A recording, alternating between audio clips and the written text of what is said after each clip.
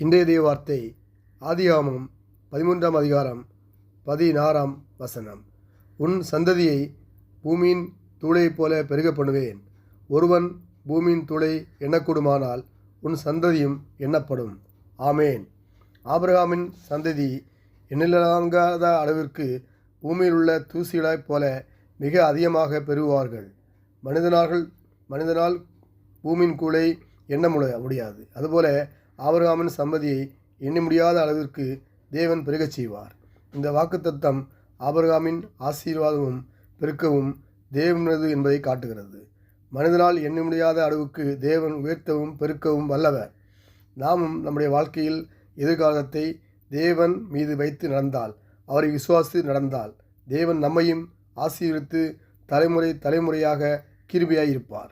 தேவன் ஆபிரகாமை பூமியின் தூளைப் போல பெருகப் பண்ணுவேன் என்கிறார். அதுபோல நம்மையும் பெருகப் பண்ணுவார். ஆபிரகாமுக்கு பிள்ளைகள் இல்லாத போதே அவரது சந்ததி எண்ணற்றதாக இருக்கும் என்று தேவன் கூறுகிறார். விசுவாசத்தின் சோதனை. அவர் ஒரு முதிர்ந்த மனிதனாக இருந்தார். ஆனால் அந்த நேரத்திலும் கடவுள் அவரை ஆசீர்வதிக்கிறார். பூமியின் தூசியை எண்ணுவது எப்படியோ அது சாத்தியமற்றது போல தேவன் அவரை ஆசீர்வதிக்கிறார். நாமும் விசுவாசத்தின் மூலம் அவரை பின்பற்றும் போது நம்மையும் தேவன் ஆசீர்விப்பார். ஒன்றுமே இல்லாத சூழ்நிலையிலும் கடவுளால் பெரிய அதிசயங்களை செய்ய முடியும். கடவுள் மிக பெரியவர். இயேசுவின் நாமத்தில் பிதாவே, ஆமேன். நல்ல ஆண்டவரே, நமக்கு நன்றி செலுத்துகிறோம். ஒரு புதிய நாளுக்கான கிருபை செய்தபடியாக நம்ம ஸ்தோத்தரிக்கிறோம். இந்த நாளை எங்களுக்கு ஆசீர்வதித்தரும்படியாக ஜெபிக்கிறோம். அது நீர் மிக பெரியவர் கர்த்தாவே. உன்னால் செய்யக்கூடாத அதிசய காரியம் ஒன்றும் இல்லை. உன்னை அதிசயங்களை காணப்படணும்னு சொன்னீங்க ஆண்டவரே. இந்த நாளில் உன்னுடைய பிள்ளைகள் வசனத்தை கேட்கிற ஒவ்வொரு பிள்ளைகளை வாழ்க்கையிலையும் அதிசயங்களையும் அற்புதங்களையும் செய்ய முடியாது ஜெபிக்கிறான் ஆண்டவரே. இந்த கால வேளையில் மலைகள் விலகினாலும் பர்வதங்கள் நிலை பெயர்ந்தாலும் என் கிருபை உன்னிட்டு நிலையாமலும் என் சமாதானத்தின் உடன்படிப்பை நிலை பெறாமல் இருக்கும் சொன்ன கர்த்தர் இந்த கால வேளை இறங்க முடியாது ஜெபிக்கிறப்பா. உங்களுடைய பிள்ளைகளை ஆசீர்வித்து வழிநடத்தபடியாக ஜெபிக்கிறேன். எல்லையை பரிதாக்கும்படியாக ஜெபிக்கிறேன்.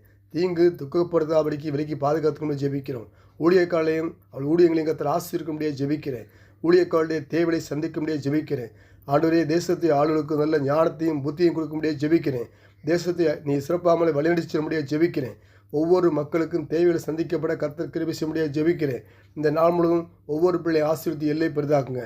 வேலை இல்லாதவர்களுக்கு நல்ல வேலையை கொடுங்கப்பா. வியாபாரங்களுக்கு நல்ல வியாபாரத்தை கொடுங்க ஆண்டவரே. வெயில் உஷ்ணத்தில் யாருக்கு எந்த பலவீனம் வராபடிக்கு காத்துக்கொள்ள முடியாது ஜெபிக்கிறேன். வியாதியை உணர்த்து விளக்குவேன். உன் அப்பத்தையும் தண்ணீரை ஆசீர்விப்பேன் சொன்னீங்க ஆண்டவரே.